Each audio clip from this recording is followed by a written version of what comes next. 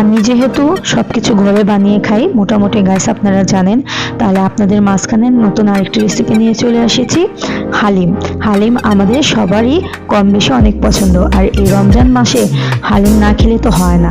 তাহলে আমি ঘরে বানিয়ে নেব হালিমটা। বাইরে অনেক রকমের হালিম পাওয়া যায়, কিন্তু ঘরের মতো হেলদি আর সুস্বাদু হালিম হয় না। তাহলে আমি এখানে হালিম মিক্স এনে এটাকে গরম পানি দিয়ে ভিজিয়ে রেখেছিলাম কিছুক্ষণ, আধা ঘন্টার মতো।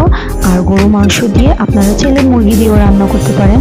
এটা আপনারা প্রথমে কষিয়ে নেবেন।